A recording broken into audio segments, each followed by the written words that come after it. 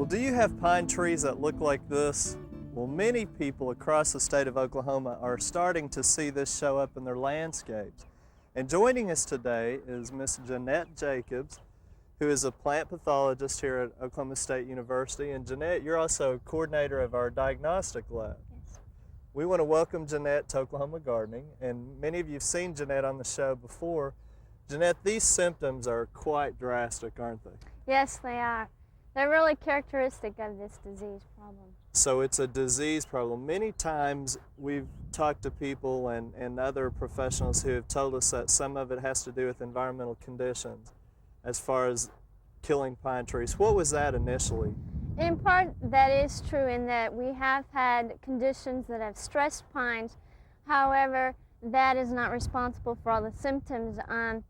The drought stresses pines and makes them more susceptible to the beetles that carry this nematode disease. So we're talking about pinewood nematode, Yes. which is getting in here. Now tell us how quickly this happens and again what some of the symptoms are. The symptoms, as we're seeing here, can develop within a period of 3 months. So it happens very fast. So you may have started seeing the symptoms early in the summer, and they rapidly progress until we see the brown that we see now.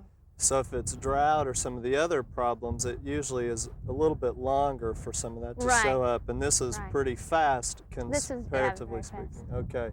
So tell us about the pinewood nematode, the history and life cycle, some of those things. Okay, this is not a new disease. We've been seeing it before, but predominantly in the eastern side of the state.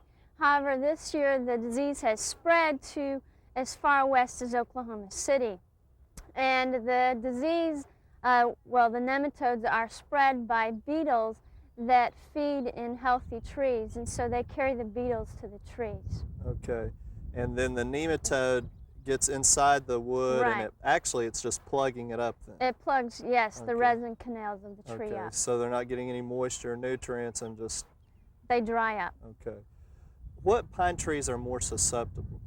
In general, the Scotch pines are much more susceptible to the beetles or nematodes of pine wilt disease. However, other pines such as loblolly, Austrian, Japanese, red and black also are susceptible. Well, Janette, we might mention that we're here in Stillwater on our campus, and these are Scotch pines, and you can see we're really having a lot of them go down pretty quickly. Now, for someone to be absolutely positive that's what they have, what kind of samples do you think we should be taking? Okay, we would, in order to test for the nematodes, we actually have to have wood tissue. And the best sample is actually to take a cross-section from the trunk of the tree.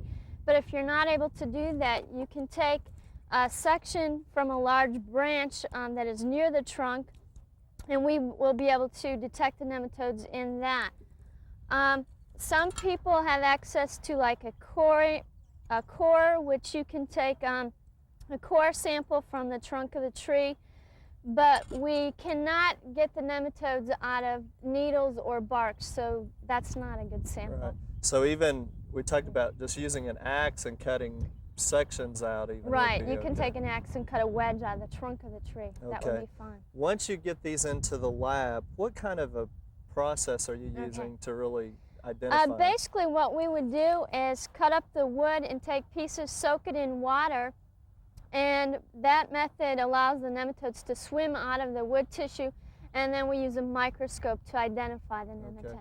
Janette, for people who may not know, tell us what is a nematode, and I think we've got some line drawings that we can show them as well.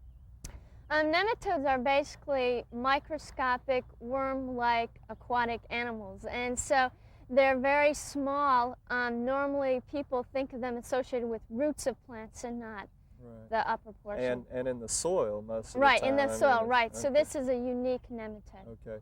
So again, the beetles are feeding on trees and carrying them to other trees, and that's how they're infecting. So that's how they're spreading. And we've got a line drawing of the beetle, which I think is a Sawyer beetle? A Sawyer beetle, yes. There are a number of beetle species that can carry the nematodes, but they're all wood-boring type beetles. Okay, so just about anything that would feed on the wood possibly could be a vector and carry. Exactly.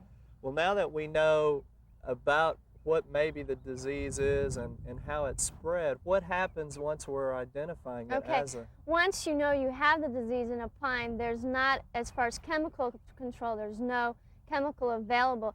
The best thing is to make sure you cut that tree down to the soil line because you want to get rid of that population of nematodes and beetles to prevent spread to neighboring trees like we have in this situation. Right. So in this case, they wouldn't want to shred it up and use it as mulch? No, you want to burn it or get rid of it. Okay, haul it off or something. Yes. And also probably coring it out around the ground as much as they can. That would be preferred if they can. And then of course if they could control the beetles, that might be one way, but again that's tough to do because... Right, again we have a number of beetles that are capable of spreading it, and so their life cycles vary, so it would be very difficult to know exactly when to spray to prevent infection. So again, just getting rid of the source of maybe inoculum in this case, or the... Right. Okay.